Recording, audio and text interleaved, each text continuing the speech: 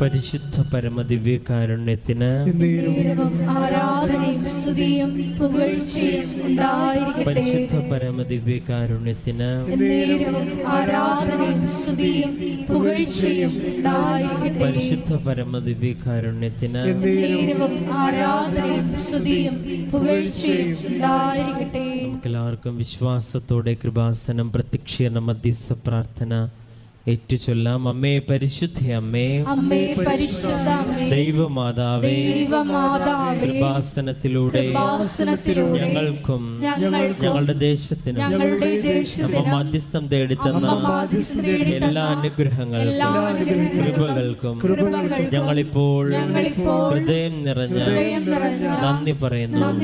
നമുക്ക് സ്തുതിച്ച് പ്രാർത്ഥിക്കാം. ഹല്ലേലൂയ,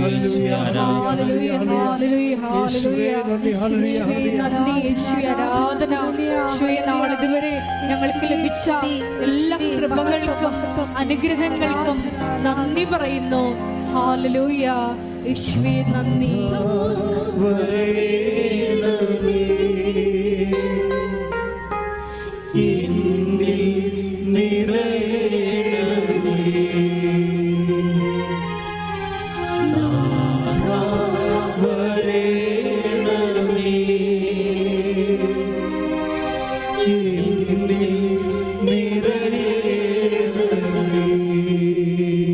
പരിശുദ്ധ പരമദിവ്യകാരുണ്യത്തിന് ആരാധനയും സ്തുതിയും പുകഴ്ചയും ഉണ്ടായിരിക്കട്ടെ. പരിശുദ്ധ പരമദിവ്യകാരുണ്യത്തിന് ആരാധനയും സ്തുതിയും പുകഴ്ചയും ഉണ്ടായിരിക്കട്ടെ. പരിശുദ്ധ പരമദിവ്യകാരുണ്യത്തിന് ആരാധനയും സ്തുതിയും പുകഴ്ചയും ഉണ്ടായിരിക്കട്ടെ.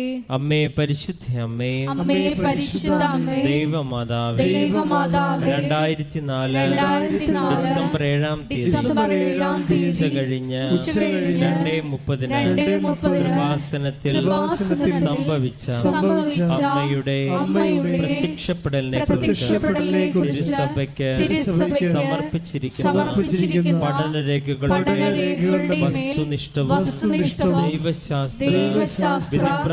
വിധിപ്രകാരമുള്ളതുമായ പഠനങ്ങൾ നടത്തി ആ പ്രത്യക്ഷപ്പെടലിലൂടെ പ്രകടമായ ദൈവമാതാവിന്റെ പ്രത്യേക കരുതലും സംരക്ഷണവും വെളിപ്പെടുത്തുന്ന പീഡിതരുടെ ആശ്വാസവും പ്രവാചകന്മാരുടെ രാജ്ഞിയും വാഗ്ദാനത്തിന്റെ പേടകവും പ്രപഞ്ച പ്രകൃതിയുടെ മാതാവുമായ പരിശുദ്ധ അമ്മയുടെ ഭക്തി തിരുസഭയിൽ കൂടുതൽ പ്രചരിച്ച് ജീവിതത്തിന്റെ ദുരിത അവസ്ഥകളിൽ അകപ്പെട്ട് കഴിയുന്ന അനേകായിരം മക്കൾക്ക് ദൈവത്തിന്റെ സാന്നിധ്യവും സന്ധിപ്പും കൂടുതൽ അനുഭവിക്കുകയും ആത്മീയ വിശുദ്ധിയും ദൈവശക്തിയും കൈവരിക്കുവാൻ ഞങ്ങളുടെ കുടുംബങ്ങളെ ഇടയാക്കണമേ. നമുക്ക് സ്തുതിച്ച് പ്രാർത്ഥിക്കാം. ഹല്ലേലൂയ,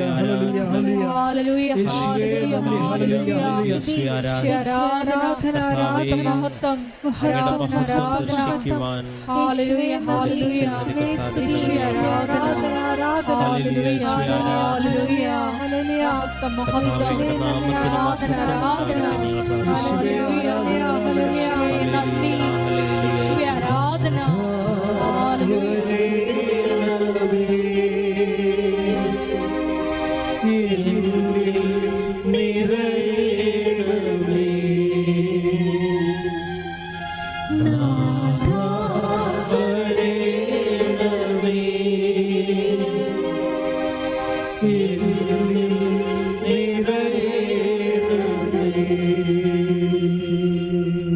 പരിശുദ്ധ പരമദിവ്യകാരുണ്യത്തിന് ആരാധനയും സ്തുതിയും പുകഴ്ചയും ഉണ്ടായിരിക്കട്ടെ. പരിശുദ്ധ പരമദിവ്യകാരുണ്യത്തിന് ആരാധനയും സ്തുതിയും പുകഴ്ചയും ഉണ്ടായിരിക്കട്ടെ. പരിശുദ്ധ പരമദിവ്യകാരുണ്യത്തിന് ആരാധനയും സ്തുതിയും പുകഴ്ചയും ഉണ്ടായിരിക്കട്ടെ. അമ്മേ പരിശുദ്ധ അമ്മേ, അമ്മേ പരിശുദ്ധ അമ്മേ, ഭൂസ്വർലോകങ്ങളുടെ രാജ്ഞിയായ അങ്ങേക്ക് ഭൗമ സംരക്ഷണത്തിന് ഭൗമ സംരക്ഷണത്തിനായി പ്രപഞ്ച പ്രകൃതിയെ തിരുസഭ പ്രതിഷ്ഠിക്കുവാൻ ഈ പ്രത്യക്ഷീകരണം വഴി ഇടയാക്കണമേ. പരിശുദ്ധ അമ്മേ, ജപമാല മാതാവേ, സകല പ്രാർത്ഥനകളോട് ചേർത്ത് ഞങ്ങളിപ്പോൾ പ്രാർത്ഥിക്കുന്ന ഈ സമൂഹത്തിന്റെ പ്രത്യേക നിയോഗങ്ങളും നമ്മുടെ നിയോഗങ്ങൾ നമുക്കിപ്പോൾ സമർപ്പിച്ച് പ്രാർത്ഥിക്കാം.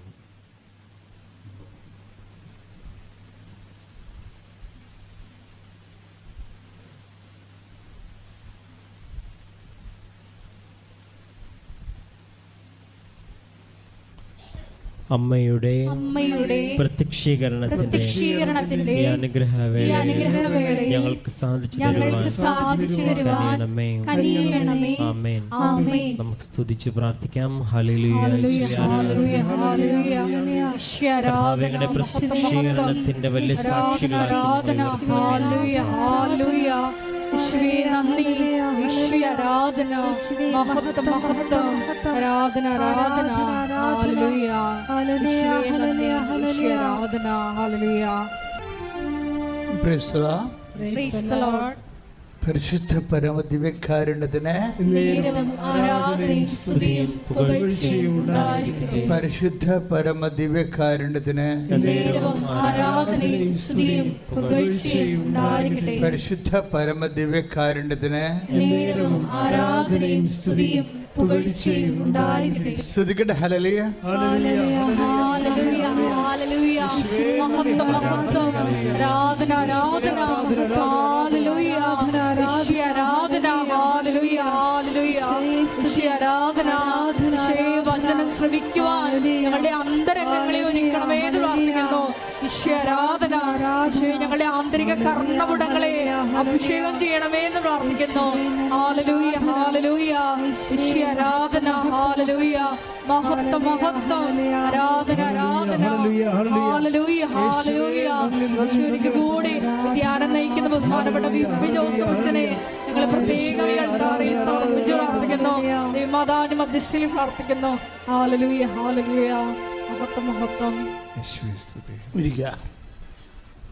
പരിശുദ്ധ പരമദിവ്യകാരുണ്യത്തിന് നേരവും ആരാധനയും സ്തുതിയും പുകഴ്ചയും ഉണ്ടായിരിക്കട്ടെ. പരിശുദ്ധ പരമദിവ്യകാരുണ്യത്തിന് നേരവും ആരാധനയും സ്തുതിയും പുകഴ്ചയും ഉണ്ടായിരിക്കട്ടെ. പരിശുദ്ധ പരമദിവ്യകാരുണ്യത്തിന് നേരവും ആരാധനയും സ്തുതിയും പുകഴ്ചയും ഉണ്ടായിരിക്കട്ടെ. പ്രിയപ്പെട്ടവരെ, ഉടമ്പടി ഇവിടെ ദൈവാനുഭവങ്ങളുടെ അപ്ഡേഷൻസ് എന്നുവെച്ചാൽ ഓരോ മനുഷ്യൻ്റെ അനുഭവത്തിലൂടെ ഉടമ്പടി പുതിയ പുതിയ സാധ്യതകളുമായി നമ്മുടെ മുമ്പിൽ പ്രത്യാശ സൃഷ്ടിക്കുകയാണ്. ഓരോ സാക്ഷ്യങ്ങൾ കേൾക്കുമ്പോൾ ഉടമ്പടിയുടെ പുതിയ സാധ്യതകൾ, അത് കാരണം എനിക്ക് ഉടമ്പടി സാക്ഷ്യം കേൾക്കുമ്പോൾ ഞാൻ വളരെ ശ്രദ്ധിക്കും. ഞാനിവിടെയാണ് നിന്ന് ജനങ്ങളുടെ കാര്യം ചെയ്യുമ്പോഴും എൻ്റെ ഒരു ചെവി ഈ സാക്ഷ്യത്തിലായിരിക്കും. എന്താ കാര്യം വെച്ച് കഴിഞ്ഞാൽ ആ സാക്ഷ്യങ്ങളെല്ലാം ഈ മാസമോ അല്ലെങ്കിൽ അടുത്ത 2 മാസങ്ങൾക്കുള്ളിൽ ദൈവം ഉടമ്പടി ചെയ്ത് ദൈവമായിട്ട് ഉടമ്പടിയിൽ ജീവിക്കുന്ന മനുഷ്യരുടെ ദൈവം ഈ ജീവിതത്തിൻ്റെ വിഷയങ്ങളെ അഭിമുഖീകരിക്കാൻ പുതിയ പുതിയ പദ്ധതികൾ ദൈവം നമുക്ക് അനുഭവവേദ്യമാക്കുന്നത് ഭയങ്കര ആവേശം നൽകുന്നുണ്ട് ഉടമ്പടി. ഞാൻ എന്താ ഇങ്ങനെ പറയാൻ കാരണം വെച്ചാൽ ഈ ദിവസങ്ങൾ കേട്ട ഒരു ഉടമ്പടിയിൽ അർച്ചന ജിമ്മി പാല ഒരു കുറേ അധികം കാര്യങ്ങൾ ഉടമ്പടി പറയുന്നുണ്ട്. ഇവരുടെ ഒരു സിറ്റുവേഷൻ, അർച്ചന ജിമ്മിയുടെ ലൈഫ് സിറ്റുവേഷൻ എന്ന് പറയുന്നത് ഹസ്ബൻഡുണ്ട്. ഹസ്ബൻഡ് പെട്ടെന്ന് മരിച്ചു പോകും. നമ്മൾ ഇത്രയും എൻ്റെ ശബ്ദം നിങ്ങൾ കേൾക്കുന്നു, എന്നെ നിങ്ങൾ കാണുന്നു, നിങ്ങൾ പരസ്പരം കാണുന്നു അല്ലേ? വെളിച്ചമുണ്ട്, ഇവിടെ ശബ്ദമുണ്ട്, അനക്കമുണ്ട്, ചലനമുണ്ട്. ഇതെല്ലാം ഉള്ള കുടുംബം പെട്ടെന്ന് ഹസ്ബൻഡ് മരിച്ചു പോകുമ്പോഴൊന്ന് ചിന്തിച്ച് നോക്കിയേ, മൊത്തം ബ്ലാക്ക് ഔട്ടായി. ശബ്ദമില്ല, വെളിച്ചമില്ല, ജീവിതമില്ല, മരവിച്ചു പോയി. ഒരു വീട്ടമ്മയെ സംബന്ധിച്ചിടത്തോളം ഈ ഒരു സിറ്റുവേഷൻസ് അഭിമുഖീകരിക്കുകയെന്ന് വെച്ച് കഴിഞ്ഞാൽ നമുക്ക് കണ്ട് ഇമാജിനാണ്. അപ്പം ഞാനിത് ഇവർ സാക്ഷ്യം പറയുമ്പോൾ ഞാൻ ശ്രദ്ധിക്കുന്നുണ്ട് ഇവരെ എങ്ങനെയാണ് ഈ സിറ്റുവേഷൻസ് അഭിമുഖീകരിക്കാൻ പോകുന്നത്. ഇതിന് ഉടമ്പടിക്ക് ഇതിൻ്റെ അകത്തുള്ള റോൾ എന്താണെന്ന് ഞാൻ ശ്രദ്ധിക്കുന്നുണ്ട്. അപ്പോൾ ഹസ്ബൻഡ് മരിച്ചതോടുകൂടി ഇവർ പെട്ടെന്നിങ്ങനെ ഒരു വലിയ തകർച്ചയിലേക്ക് വരും. തരാൻ കാരണം വെച്ച് കഴിഞ്ഞാൽ 2 മക്കളുണ്ട്, 2 3 തോന്നുന്നു. മക്കൾ പഠനത്തിലാണ്, ആരും ഉയർന്ന ക്ലാസ്സിലേക്ക് എഡ്യൂക്കേഷനിലേക്ക് എത്തിയിട്ടില്ല. ഏറ്റവും വലിയ കുഴപ്പം കോവിഡ് കാലമാണ്. അതാണ് ഒരു പ്രതിസന്ധി. മരണം, ഹസ്ബൻഡ് കുടുംബനാഥൻ്റെ മരണം. 2ാമത്തത് കോവിഡിൻ്റെ കാലം, വരുമാനമില്ല, ആരും ആരുടെയും പൈസ ആർക്കും കൊടുക്കാത്തൊരു കാലമാണ്. കാലം അങ്ങനൊരു കാലം നമ്മൾ കണ്ടതല്ലേ. ആരും ആരുടെയും കാശ് ആർക്കും കൊടുക്കാത്ത കാലമാണ്. കാര്യം കോവിഡ് എന്തുമാത്രം നീളുമെന്നോ, എത്ര കാലം പണിയില്ലാണ്ട് വരുമെന്നോ, പട്ടിണി എത്ര കാലം നീളുമെന്നോ ഒന്നും അറിയത്തില്ല. ഭയങ്കര അനിശ്ചിതത്വം പറഞ്ഞൊരു കാലത്ത് ആൾക്കാരെല്ലാവരും ഇങ്ങനെ മറ്റുള്ളവരുടെ കാര്യങ്ങൾ അന്വേഷിക്കാതെ സ്വന്തം നിലനിൽപ്പ് മാത്രം നോക്കിയിരുന്നൊരു കാലമാണ് കോവിഡ് കാലം. പ്രളയം കഴിഞ്ഞ് നമ്മൾ പെട്ടെന്ന് കോവിഡിലേക്ക് സെറ്റ് ചെയ്തപ്പോൾ മനുഷ്യൻ വല്ലാത്ത രീതിയിൽ റിസർവ്ഡായിപ്പോയി. അപ്പോൾ സെൽഫ് റിസർവേഷൻ്റെ ഒരു കാലമാണ്. നമ്മുടെ കാര്യം മാത്രം, നമ്മൾ നിലനിൽക്കുക എന്നുള്ള ഒരു ഒറ്റ കാര്യം മാത്രമാണ്. അതിനിടയ്ക്കാണ് കുടുംബനാഥൻ കൈവിട്ട് പോണത്.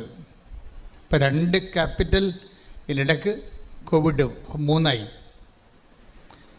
4ാമത്തെ ഇവരനുഭവിക്കുന്ന പ്രശ്നമെന്ന് പറയണത്, ഇതെല്ലാം ഒരാൾ, ഈ ഭാര്യ എന്ന് പറയുന്ന, അമ്മയെന്ന് പറഞ്ഞ ഒരാളാണ് ഇതെല്ലാം അഭിമുഖീകരിക്കേണ്ടത്. 4ാമത്തെ പ്രശ്നം എന്ന് പറയണത്,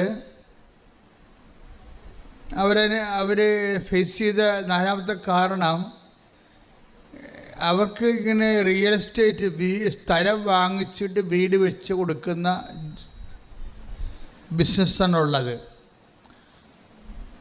അപ്പോൾ പലർക്കും പല സ്ഥലങ്ങളും വിൽക്കാൻ പറ്റണില്ല. അഡ്വാൻസ് കൊടുത്തു, പക്ഷേ സ്ഥലം എടുക്കാൻ പറ്റണില്ല. വീട് കുറച്ച് പണിയായി, പണിയാൻ പറ്റണില്ല, അത് കൊടുക്കാൻ പറ്റണില്ല നോക്കിയേ. അപ്പം കടങ്ങൾ 3 കോടിയോ മറ്റേയായി. ഒരു ചേടത്തിയും 3 കോടി കടവും കോവിഡും 3 മക്കളും.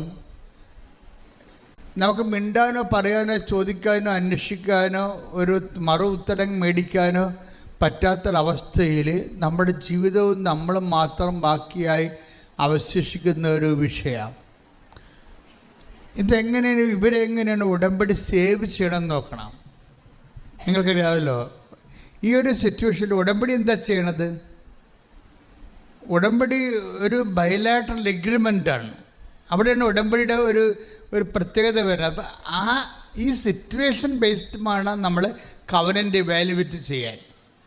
ഒരു മനുഷ്യൻ്റെ ജീവിത അവസ്ഥകളെ ബേസ് ചെയ്തുകൊണ്ട് വേണം. നിങ്ങളുടെ ശക്തി പോകുന്നു, നിങ്ങളുടെ സ്വാധീനങ്ങൾ പോകുന്നു, അവലംബങ്ങൾ പോകുന്നു, നിങ്ങൾ അനിശ്ചിതത്തിലാകുന്നു. ഇങ്ങനെ ഒരു സീറോ റെഡ്യൂസിങ് വരുമ്പോൾ എങ്ങനെയാണ് ഉടമ്പടി നിങ്ങളെ ഇവിടെ നിലനിർത്തുന്നത്? അതിൻ്റെ കാരണം എന്താണ്? ഒന്ന്, അതൊരു ബയലാറ്ററൽ, വേറെ ഒരു വ്യക്തിയെ നിങ്ങളെക്കാളും അമാനുഷികമായൊരു ശക്തിയെ നിങ്ങളുമായിട്ട് ലിങ്ക് ചെയ്യണം ഉടമ്പടി ചെയ്യണത്. അത് ബയലാട്ടർ എഗ്രിമെൻ്റാണ്. നമ്മുടെ പ്രാർത്ഥന പോലെ അല്ലത്. നമ്മൾ പ്രാർത്ഥിക്കുന്ന ഓരോരുത്തരും പ്രാർത്ഥിക്കുമല്ലോ, അതല്ല, ഇതല്ല. ബൈബിൾ മുന്നോട്ട് വെക്കുന്ന ഒരു പദ്ധതി എന്ന് പറയുന്നത് വല്ലാത്ത പദ്ധതിയാണ്. അതൊരു പ്രാർത്ഥനയല്ല, ഒരു അഭൗമവും അലൗകികവുമായിട്ടുള്ള ദൈവികമായ ഒരു വ്യക്തിത്വത്തെ നിങ്ങളുടെ ഈ മാനുഷിക അവസ്ഥകളുമായിട്ട് ലിങ്ക് ചെയ്യും. ഉടനെ ബയലാട്ടറൽ എഗ്രിമെൻ്റ് ഉഭയകക്ഷി ആയിട്ടുള്ള എഗ്രിമെൻ്റാണ്. ഇതോടുകൂടി, ഈ എഗ്രിമെൻറ്റോടുകൂടി നമ്മൾ ഫ്രീ ആണ്. ഈ അലൗകികമായ ദൈവിക വ്യക്തിത്വത്തിൽ നിന്ന് നമ്മളോട് ആവശ്യപ്പെടുന്ന ഇത്രയേ ഉള്ളൂ, വിശുദ്ധി പാലിക്കണം. കാരണം എന്താണ്? ഞാൻ വിശുദ്ധനാണ്. അതാണ് എബ്രഹാത്തിനോട് പറഞ്ഞത്, അതാണ് മോസസിനോട് പറഞ്ഞത്, അതാണ്. വിശുദ്ധി പ്രധാനപ്പെട്ട വിഷയമാണിത്. അപ്പം അങ്ങനെ വരുമ്പോൾ നീ ജീവിത വിശുദ്ധി പാലിക്കണം. അതാണ് ഫസ്റ്റ് കമാൻഡ്മെൻറ്റ്. പിന്നെ എന്നെപ്പോലെ സ്നേഹം കാണിക്കണം. അതാണ് ഈശോ പറയണത്, ഒരു പുതിയ ഉടമ്പടി ഞാൻ നിങ്ങൾക്ക് തരുന്നു, ഞാൻ നിങ്ങളെ സ്നേഹിച്ചതുപോലെ നിങ്ങളും പരസ്പരം സ്നേഹിക്കണം. Take the word of God. ശ്രുതിക്കട്ടെ. Hallelujah, hallelujah, hallelujah, hallelujah. യേശുവേ നന്ദി, ഹല്ലേലൂയ, ഹല്ലേലൂയ, ഹല്ലേലൂയ, ഹല്ലേലൂയ. യേശുവേ നന്ദി, ഹല്ലേലൂയ, ഹല്ലേലൂയ. യേശുവേ സ്തുതി, ഹല്ലേലൂയ. യേശുവേ മഹത്വം, മഹത്വം, വാ വാ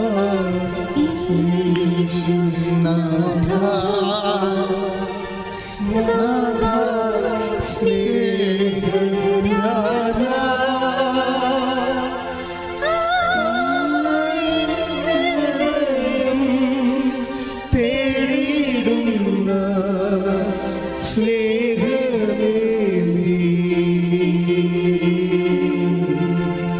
വാ വാ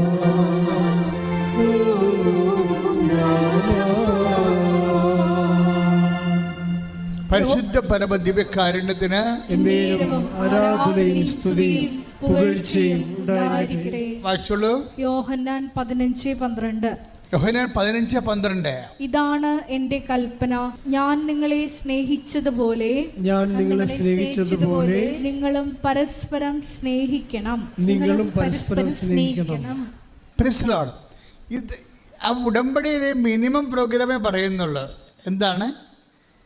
ഇതാണ് എൻ്റെ കൽപ്പന, ഇതാണ് എൻ്റെ ഉടമ്പടി. എന്താണ്? ഞാൻ നിങ്ങളെ സ്നേഹിച്ചതുപോലെ നിങ്ങൾ പരസ്പരം സ്നേഹിക്കണം. ഇപ്പം ഞാൻ നിങ്ങളെ സ്നേഹിച്ചതുപോലെ എന്ന് പറഞ്ഞാൽ love at the level of the cross ആണ്. ഇതാണ് വിഷയം. നമുക്ക് അവൻ്റെ അകത്തൊന്നും നമ്മളുടെ ഒരു നോംസിൽ സ്നേഹിക്കാൻ പറ്റത്തില്ല. നമ്മുടെ ഒരു നോംസിൽ സ്നേഹിക്കാൻ പറ്റത്തില്ല. നമുക്കറിയാവുന്നത് നമ്മുടെ ഒരു നോംസാണ്. കണ്ണിന് പകരം കണ്ണ്, പല്ലിന് പകരം പല്ലെന്ന് പറഞ്ഞാൽ നമ്മളെ സഹായിച്ചാൽ നമ്മളെ സഹായിക്കൊക്കെ പറഞ്ഞ് പോരാ. രാഷ്ട്രീയ നയങ്ങളൊക്കെ ഉണ്ടാക്കത്തില്ലേ, ഞങ്ങളെ സഹായിച്ചാൽ ഞങ്ങളും സഹായിക്കുന്നതൊക്കെ പറഞ്ഞ് അങ്ങനെ ദൈവത്തിൻ്റെ അടുത്ത് വരത്തില്ല. കർത്താവ് പറഞ്ഞതിന് ഒരു നോംസ് ഉണ്ട്, ഞാൻ നിങ്ങളെ സ്നേഹിച്ചതുപോലെ. Love at the level of the cross. ക്രോസിൻ്റെ ഒരു ലെവലുണ്ട്, കുരിശിൻ്റെ ഒരു ലെവല്. തീകാഞ്ഞുകൊണ്ടിരുന്ന പത്രോസിനോട് ക്ഷമിച്ച്, മുത്തിക്കൊടുത്ത യുദാസിനോട് ക്ഷമിച്ചുകൊണ്ട്, കർണത്തടിച്ച ശതാദ്യമോട് ക്ഷമിച്ചുകൊണ്ട്, നെഞ്ചിൽ കുത്തിയ ലോങ്കിനോസിനെ കണ്ണിലേക്ക് രക്തം ഇറ്റുകൊടുത്ത് അവൻ്റെ കണ്ണും തുറന്നുകൊണ്ട് അങ്ങനെ ജീവൻ സമർപ്പിക്കുന്ന കർത്താവിൻ്റെ സ്നേഹം സ്തുതിക്കട്ടെ. ഹല്ലേലൂയ, ആരാധനയിലൂടെ ദൈവസ്നേഹത്തിന്റെ ആഴം ഞങ്ങളെ പഠിപ്പിക്കണമേ. നീ ഞങ്ങളെ സ്നേഹിച്ചതുപോലെ മറ്റുള്ളവരെ സ്നേഹിക്കുവാൻ ഈ ആരാധനയിലൂടെ ഞങ്ങളെ ഓരോരുത്തരെയും അഭിഷേകം ചെയ്യണമേ. ഹല്ലേലൂയ.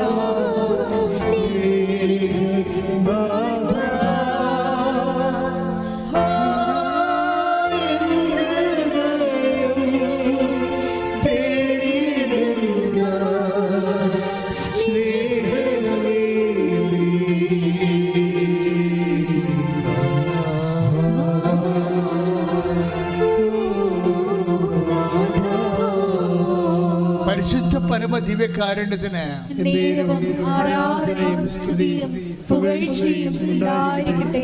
എന്റെ മക്കളൊന്ന് പ്രാർത്ഥിച്ചേ. കർത്താവായ ദൈവമേ, അങ്ങുമായി ഉടമ്പടി ചെയ്യുമ്പോഴേ അങ്ങയുടെ സമർപ്പണ സ്നേഹത്തിന്റെ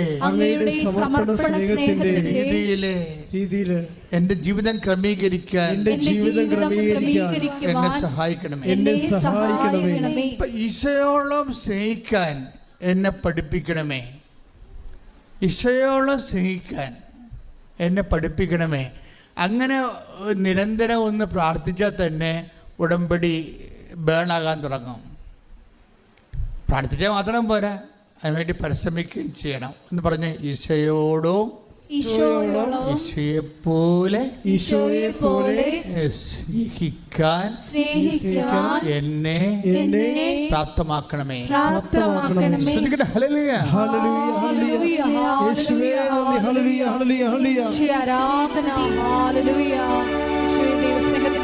ആഴങ്ങളെ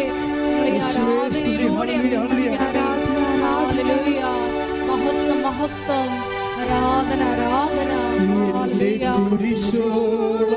വലുതാക്കണേ നിന്റെ സ്നേഹത്തിൻ നിഴലാക്കണേ. എന്നെ കുരിശോളം വലുതാക്കണേ നിന്റെ സ്നേഹത്തിൻ നിഴലാക്കണേ. ഞാൻ നിങ്ങളോട് ബൈബിള് വായിക്കണമെന്ന് പറഞ്ഞത് എന്തിനാ? അതിൻ്റെ അർത്ഥം ഈശോയെ വായിക്കണമെന്നാണ് ഉദ്ദേശിക്കുന്നത്. നമ്മൾ ഈശോയെ വായിക്കണം. വായിക്കുമ്പോൾ ഈശോ ഓരോ സിറ്റുവേഷനിൽ എങ്ങനെയാണ് ദൈവസ്നേഹത്തെ കൈമാറിയെന്ന് കാണാം. ആദ്യം പറ്റത്തില്ലായിരിക്കും നിങ്ങൾക്ക്, ചിലപ്പോൾ എനിക്കും പറ്റി കാണത്തില്ല. പക്ഷേ കുറച്ച് കഴിയുമ്പോൾ നമ്മൾ ചിന്തിക്കും, ഇങ്ങനെയല്ലല്ലോ ഈശോ ആയിരുന്നെങ്കിൽ, ഈ സിറ്റുവേഷനെ ഈശോ ആയിരുന്നു കൈകാര്യം ചെയ്തെങ്കിൽ ഇങ്ങനെ ആയിരിക്കില്ലല്ലോ കൈകാര്യം ചെയ്യണമെന്ന് ഓർക്കുമ്പോൾ നമുക്ക് പശ്ചാത്താപം ഉണ്ടാകണം. ഈശോയെ പോലെ ജീവിതം പുനഃക്രമീകരിക്കാൻ നോക്കി നമ്മളൊരു നിരന്തര പശ്ചാത്താപത്തേക്കാണ് വരണത്. അല്ല കുറച്ച് പാപത്തെക്കുറിച്ച് ദുഃഖം തോന്നി കുമ്പസാരിച്ചു, അത് സാങ്കേതികമായി ഒരു പാപക്ഷമൊക്കെ മേടിച്ചു, അതിൻ്റെ ഭാഗമായി വന്ന് ഈശോ സ്വീകരിച്ചു. ഇതിൻ്റെ ഒരു കൗതാശികമായ ഈ നടപടിക്രമത്തിൻ്റെ അപ്പുറത്ത് ഈശോയെ ഹൃദയം കൊണ്ട് സ്നേഹിച്ച് ഈശോയുടെ വചനങ്ങൾക്ക് അനപേക്ഷണമായി ജീവിതം നമ്മൾ പുനഃക്രമീകരിക്കാൻ വേണ്ടിയുള്ളൊരു ത്വര നമ്മുടെ ഭാഗത്തു നിന്ന് ഉണ്ടായാൽ തന്നെ ഉടമ്പടി പെട്ടെന്ന് ബേണാകാൻ തുടങ്ങും. എനിക്ക് തോന്നണത് നിങ്ങൾ ഇപ്പോഴും പലരും ചെയ്യണത് ഉടമ്പടിയുടെ നമ്മുടെ ഈ മനുഷ്യരുടെ ആ ഭാഗത്തു നിന്നാണ് കാര്യങ്ങൾ കൂടുതൽ സെറ്റാക്കാൻ നോക്കണമെന്ന് തോന്നണം. ഉടമ്പടിയുടെ ബി പാർട്ടിലാണ് അതിൻ്റെ മുഴുവൻ ജീവനിരിക്കുന്നത്. കർത്താവിൻ്റെ സ്വഭാവം അനുസരിച്ചുകൊണ്ട് ദൈവസ്നേഹത്തെ പ്രതി നമ്മുടെ ജീവിതം ക്രമീകരിക്കാൻ വേണ്ടി. അതുകൊണ്ടാണ് നിങ്ങൾ എത്ര കഷ്ടപ്പാടാണെന്ന് പറഞ്ഞാലും ഞാൻ പറയും, നിങ്ങൾ പ്രേക്ഷിത പ്രവർത്തനം ചെയ്യണം. എൻ്റെ അച്ഛൻ ഞാൻ എങ്ങനെ ചെയ്യാനാ? എൻ്റെ വീട്ടിൽ തന്നെ 3 രോഗികളുണ്ട്, 30 രോഗികളുണ്ടായാലും ഞാൻ പറയും, നിങ്ങൾ അതൊക്കെ ശരി, അത് നിങ്ങളുടെ കടമയാണ്, നിങ്ങൾ പുറത്ത് പോയി ശുശ്രൂഷ ചെയ്യണമെന്ന് പറയും. അങ്ങനെ പറയത്തുള്ളൂ. എൻ്റെ വീട്ടിൽ തന്നെ 3 രോഗികളുണ്ടെന്ന് പറയുമ്പോൾ ഞാൻ പറയും അതൊക്കെ ശരി, അത് നിങ്ങളുടെ കടമയാണ്. പക്ഷെ നിങ്ങൾ പുറത്ത് പോയി ആശുപത്രിയിൽ പോയി എക്സ്ട്രാ രോഗികളെ കാണണമെന്ന് പറയും. എന്താ കാര്യം? നിങ്ങൾക്ക് അതിനുള്ള സ്നേഹത്തിൻ്റെ കഴിവുണ്ടെങ്കിൽ നിങ്ങൾ പോകും. അപ്പോൾ ദൈവത്തിന് തോന്നും നിങ്ങൾ ട്രൂ ആണെന്ന് തോന്നും, സത്യമാണ്, ഡ്യൂപ്ലിക്കേറ്റ് അല്ലെന്ന് തോന്നും. എൻ്റെ മക്കളെ, എപ്പോഴും നമ്മുടെ മുമ്പിൽ ഉടമ്പടിയിൽ ഉയർത്തുന്ന വെല്ലുവിളി എന്താണെന്നറിയാവോ? ഉടമ്പടി ഉയർത്തുന്ന വെല്ലുവിളി നിങ്ങൾ ഡ്യൂപ്ലിക്കേറ്റ് അല്ല എന്ന് ദൈവത്തിൻ്റെ തിരുസന്നിധിയിൽ ദൈവത്തെ തെரியപ്പെടുത്തുന്നതാണ് എൻ്റെ വെല്ലുവിളി. മനസ്സിലായ? നിങ്ങൾ ഡ്യൂപ്ലിക്കേറ്റ് അല്ല, സത്യസന്ധമായിട്ടാണ് ഉടമ്പടിയിൽ ദൈവവുമായിട്ട് കൈ കൊടുത്തിരിക്കണമെന്ന് ദൈവത്തെ ബോധ്യപ്പെടുത്തുന്നതിനാണ് ഇതിൻ്റെ ഏറ്റവും വലിയ ചാലഞ്ചെന്ന് പറയണത്. നിങ്ങൾ അച്ഛൻ പറയുന്ന ഈ ചാലഞ്ച് ഏറ്റെടുക്കാൻ തയ്യാറാണെങ്കിൽ നിങ്ങൾ ദൈവം ആരാണെന്ന് നിങ്ങൾക്കറിയാവില്ല. ഉടമ്പടിയിൽ ദൈവത്തിനൊരു പഞ്ഞവുമില്ലാത്ത ഒരു പദ്ധതിയാണ് ഉടമ്പടി പോലെ. ഇന്ന് വരെ ഇപ്പം കഴിഞ്ഞ ദിവസങ്ങളിൽ മാതാവ് ഒരു വ്യക്തിയുടെ ബസ്സിലിരുന്ന് അവളുടെ കൂടെ യാത്ര ചെയ്യുകയാണ്.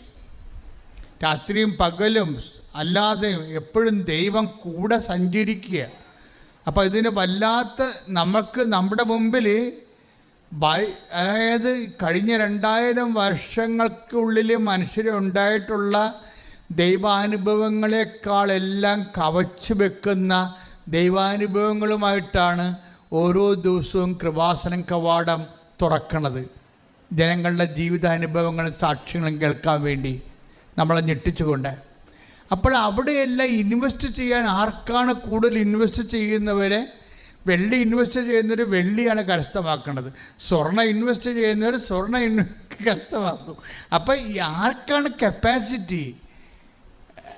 ഇതിനിടയ്ക്ക് കുറേ പൊട്ടന്മാരുമുണ്ട്, പൊട്ടികളും വന്നിട്ട് ചുമ്മാ എന്തെങ്കിലും പരീക്ഷ പാസ്സാകാനോ വല്ല വസ്തു വിൽക്കാനോ വന്ന് എന്തെങ്കിലും കാണിച്ചു കൂട്ടി 2-3 പത്രം മേടിച്ച് ഈ വിളവാദം പിടിച്ചവരെ പോയി എവിടെയെങ്കിലും കൊടുത്തിട്ട് പ്രത്യക്ഷിക്കുന്ന പ്രാർത്ഥന ചൊല്ലിയിരിക്കുന്ന ആൾക്കാരുണ്ട്. എനിക്ക് അവരെക്കുറിച്ചൊന്നും പറയാനില്ല. അവരെടുത്ത് പോയിക്കോട്ടെ, അവരെ കൊണ്ട് ചെയ്യാൻ വേണ്ട അവർ ചെയ്യട്ടെ. പക്ഷേ ഇവിടെ ഉടമ്പടി ആഘോഷിക്കുന്നത് അവരല്ല.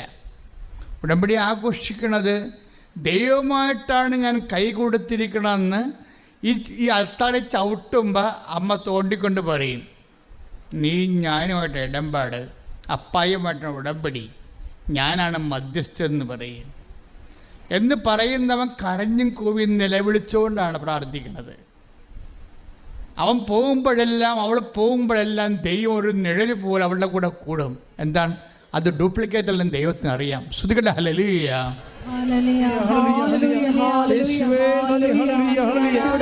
ഞങ്ങൾക്ക് എല്ലാവർക്കും ഉടമ്പടിയെക്കുറിച്ചുള്ള ആഴമായിട്ടുള്ള ബോധ്യങ്ങൾ നൽകണമേ.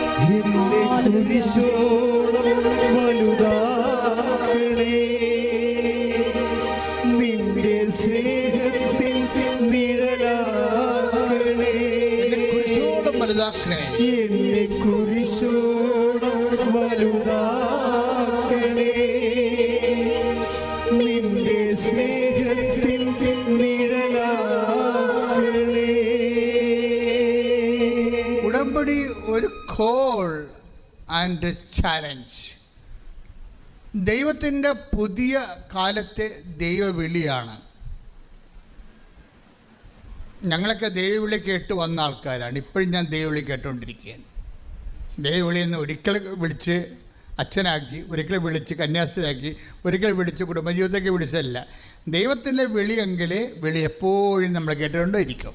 സ്തുതിക്കട്ടെ ഹല്ലേലൂയ.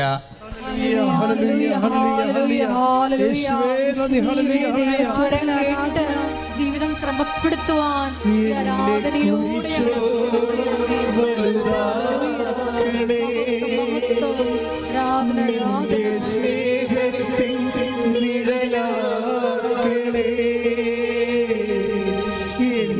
കുരിശോളം വലുതാക്കണേ, നിന്റെ സ്നേഹത്തിൻ നിഴലാക്കണേ. എന്നെ കുരിശോളം വലുതാക്കണമെന്ന് പറയുമ്പോൾ ഈ സാഹിത്യമായിട്ടുള്ള കവിത ഒന്നും അല്ലത്.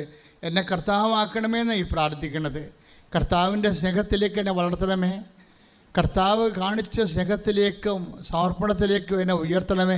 ശ്രുതികട്ടെ ഹല്ലേലൂയ. എല്ലാവരെയും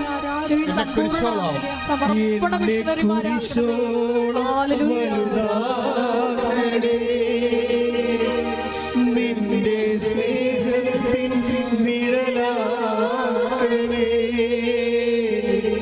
എന്നെ കുരിശോളം വലുതാക്കണേ,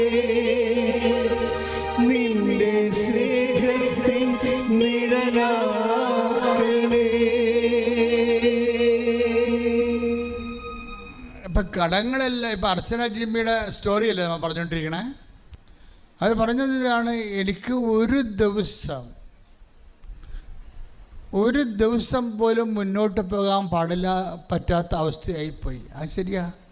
ഹസ്ബൻഡ് മരിച്ചു, അദ്ദേഹത്തിനായിരുന്ന എല്ലാ ബന്ധങ്ങളും ഒക്കെ ഉണ്ടായിരുന്നതും അദ്ദേഹമാണ് മെയിൻറ്റെയിൻ ചെയ്തുകൊണ്ട് പോണത്. ആ കണക്ഷൻസ് എല്ലാം പോയി. അപ്പോൾ എനിക്ക് ഒരു ദിവസം ഈ കുടുംബം എങ്ങനെയാണ് മുന്നോട്ട് കൊണ്ടുപോകണമെന്ന് അറിയാൻ പറ്റാത്ത അവസ്ഥയിലായിപ്പോയി ഞാനെന്നാണ്. അപ്പോൾ എന്താ ചെയ്തിരിക്കണവരെ, അങ്ങനെ കുറച്ച് ദിവസം ഇങ്ങനെ പോയി കഴിഞ്ഞപ്പോൾ ഇനിയിങ്ങനെ പോകാൻ പറ്റത്തില്ലല്ലോ, സർവൈവ് ചെയ്യാൻ പറ്റാത്ത ഒരവസ്ഥയായി. ഇപ്പം നമുക്ക് ശ്വാസം എടുക്കാൻ പറ്റില്ല. ഒരു മത്സ്യം ശ്വാസം ശ്വാസം ഓക്സിജൻ വെള്ളത്തിൽ നഷ്ടപ്പെട്ട് കഴിഞ്ഞാൽ പിന്നെ അത് മൂക്കും കൊണ്ട് മോളി വരും. മോളി വന്നിങ്ങനെ വലിച്ചുകൊണ്ടിരിക്കും. അന്തരീക്ഷത്തിൽ നിന്ന് ഇങ്ങനെ വലിച്ച് അവസാനം കിട്ടാണ്ട് തളർന്ന് അതങ്ങ് മുങ്ങിച്ചത്തു പോകും. അപ്പം അങ്ങനെ മുങ്ങിച്ചത്തു പോകേണ്ട അവസ്ഥ ഈ അർച്ചന ജിമ്മിക്ക് വരും. ഓക്സിജൻ മോളിലുമില്ലാത്ത അവസ്ഥ വരും. അങ്ങനെ വന്നാണ് അവർ പിടിവള്ളി പോലെ ഉടമ്പടി എടുക്കുന്നത്. ശ്രുതികട്ടെ ഹല്ലേലൂയ. ഹല്ലേലൂയ, ഹല്ലേലൂയ, യേശുവേ നന്ദി. Hallelujah, hallelujah, hallelujah, hallelujah. ഉടമ്പടി എന്ന വലിയ പ്രാർത്ഥന തന്ന ദൈവപിതാവിന്റെ സ്നേഹത്തിന് നന്ദി പറയുന്നു. ഹല്ലേലൂയ. എന്തു ചെയ്തും നന്ദി ചൊല്ലിടും എന്റെ കൊച്ചു ജീവിതത്തെ നിന്നെ മുൻപിൽ കാഴ്ചയിടാം. ഇത്ര നല്ല ദൈവത്തോടു എന്തു ചെയ്തും നന്ദി ചൊല്ലിടും എന്റെ കൊച്ചു ജീവിതത്തെ നിന്നെ മുൻപിൽ കാഴ്ചയിടാം.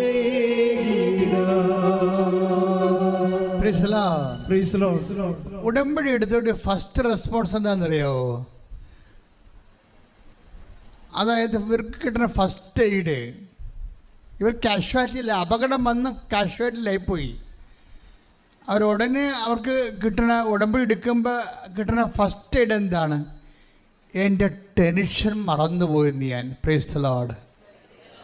അതാണ് സംഭവം, വേറെ ഒന്നുമല്ല. ഇത്രയും നാൾ നമ്മളെ ടെൻഷൻ ചെയ്തുകൊണ്ടിരുന്ന സംഭവമില്ലേ, അങ്ങനെ ഒരു ഫീലിംഗ് ഇല്ലേ, അതാണല്ല പ്രശ്നം. നമുക്ക് വീടില്ല, അല്ലെ കടമുണ്ട്, കടക്കാർ നമ്മളെ വളയുന്നു, ജപ്റ്റ് ചെയ്യാൻ പോകുന്നു, കുഞ്ഞുങ്ങളെ പഠിപ്പിക്കാൻ മേൽഗതിയില്ല, ഇങ്ങനെ പല പല വിഷയങ്ങൾ ഇങ്ങനെ ടെൻഷൻ അടിക്കുകയില്ലേ. ടെൻഷൻ അടിക്കുന്ന ആ ടെൻഷൻ തന്നെ പെട്ടെന്ന് വൈപ്പ് ഔട്ടായി പോകും. നമ്മൾ പറയുന്ന കപ്പാസിറ്റിയിലല്ല ഉടമ്പടി പോണത്. ഇത് 11 kV കൂടി അങ്ങനെ പോവുകയാണ് സംഭവം. നമ്മുടെ ഈ കൈവയറിങ് സംഭവമൊന്നുമല്ല. എന്ന് വെച്ച് കഴിഞ്ഞാൽ ദൈവത്തിന് അറ്റൊക്കെ ചെയ്യാൻ പറ്റും. നിനക്കെപ്പോഴും പിശാച് നിന്നോട് പറഞ്ഞിരിക്കാന്നറിയാവോ? ഞാൻ ഉടമ്പടി എടുത്താലും പിന്നെ ഞാൻ തന്നെ ഇതെല്ലാം ചെയ്യണ്ടേ, ഞാൻ തന്നെ ഇതെല്ലാം അഭിമുഖീകരിക്കണ്ടേ. അപ്പോൾ എന്താ പറയണത്? നീ അഭിമുഖീകരിക്കണ്ടെന്നാ പറയണത്. എന്താ കാര്യം? നിൻ്റെ മനസ്സിനെ ദൈവം ഉടനെ ദൈവത്തിൻ്റെ മനസ്സ് പോലെയാകും. ദൈവത്തിന് ടെൻഷനിലല്ല, അതാ സംഭവം. നിൻ്റെ മനസ്സിനെ, അതാ അച്ഛൻ ജിമ്മി പറയണത്, എൻ്റെ ടെൻഷൻ പോയെന്ന്. എൻ്റെ ദൈവത്തിൻ്റെ മനസ്സ് പോലെയായി, ആന്തരിക അഭിഷേകമായി. ഈ ഉടമ്പടി എനിക്ക് തോന്നിയിരിക്കണത് ഇത് ഏറ്റവും എൻ്റെ ലാസ്റ്റ് മൊമെൻറ്റിൽ ഇതിൻ്റെ ഏറ്റവും പ്രസൻ്റായിട്ടൊരു റിസൾട്ട് എന്ന് പറയുന്നത് ഈ ആന്തരിക അഭിഷേകമാണ്. അതായത് നമ്മളുടെ വിഷയങ്ങൾ ദൈവം സെറ്റ് ചെയ്യുന്നവരെ, ദൈവം നമ്മളെ സെറ്റ് ചെയ്യും. ആദ്യം എന്താണ്? ടെൻഷൻ അടിക്കാൻ പറ്റാത്തൊരു ഹൃദയം നിനക്ക് തരും. Hallelujah, hallelujah, hallelujah. യേശുവേ നന്ദി. Hallelujah, hallelujah, hallelujah. യേശുവേ സ്തുതി. ഹല്ലേലൂയ.